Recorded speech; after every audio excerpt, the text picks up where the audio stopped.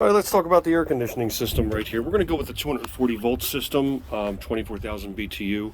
After testing our electrical in for our connection, that's standard here. We always use two.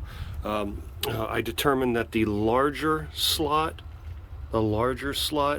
is the 240 volts. And so actually, I think it's this one.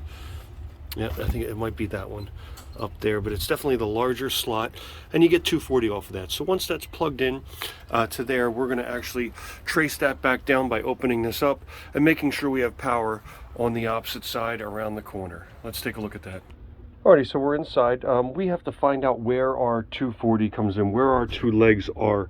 I was only able to determine today one leg, the power leg coming in to my unit here, which is right here. It's in the very back, the last screw going down. You can see it right there.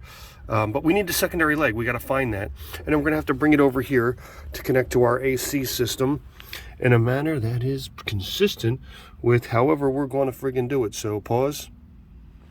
And then pause again. And if you can get those numbers, there you go. So take a look at those bad boys. Here, let me try to move it. All right, so you can see what we're working with again on the opposite side. It has a double pull. It's double pulled for a reason. Let me see if, I doubt it, that would be a double pull. Hold on. Alrighty, so I did test and I'm not getting 240 off of there. I tried every single combination and it just not happening. I would like to get 240 there. That'd be rocking. And so once we have 240, we're gonna obviously have to install a new pump going down. So 240 in, followed by the AC, which will be probably another double pull. Hell, I might just even use that as the, no, I have to use the double pull here and followed by my other pumps. So we need a new pump as well. So that's a thing to purchase. Well, so now you might ask, well, where are you gonna put it? Gonna put it in there? 240 volts, that seems a little big. It is big. In fact, it's pretty much double the size of that. And so what we're gonna end up doing is putting it all the way down here inside of the bedroom underneath of the bed in this little cubby hole right down here. And so that's where it's going to go. There is enough room in there. We're going to end up taking the doors off of here. We're going to make this just a little bit wider, a little bit higher. We're going to cut up a little bit and come down, and we're going to put a nice grate on it. Wooden slots going this direction, same color, same trim. Just make it real nice so that the airflow can go in, because it's going to discharge from there. And where's it going to go? It's going to go underneath of that step right there. So directly right there where the hole is. I'm going to follow the hole through the step to the opposite side into there. And look, it's the wires. We can even see where it's coming from and going to. We have to open this open by 8 inches because that's our circle that we need. I measured, it's okay. We just have to cut upward going this direction and make just a little hole, big hole here. And it's going to go through the opposite side, making a hole at the very bottom there, rip the carpet up and make it just nice. And then we'll end up putting a shelf right here, just like they have here. Nice plain wooden shelf, so that it covers what we have done, and our vent is covered. So after it goes into there, let's take a look inside of here. Where does it go now? Inside of the closet. And so there is our water supply. The water supply, or actually the discharge line, which is right there, and that's our supply line. We're going to end up doing a 3/4 by 3/4 barb and bringing it through underneath of the vent that's inside of, that's going to run through to the opposite way. So coming up into here, we're going to box up. After the box, we'll go from 8 to, I think that's 6, and so we'll let 6 go up into the discharge, which is up here into the side. So that'll be a discharge there, and then the box will then allow the other 8 or other 6 inches to go all the way through to the opposite side. So as we see the water lines, we need to know that we have to pull another, really 2 lines of 12, 2 line coming through. Minimum requirement is 11 amps start and 5 run. We're going to give it a full 12 2-line double and just pull all the way through. So actually we can use 12-3 and just be fine with it. And so the opposite side there, let's take a look. up into here. That's where the vent goes.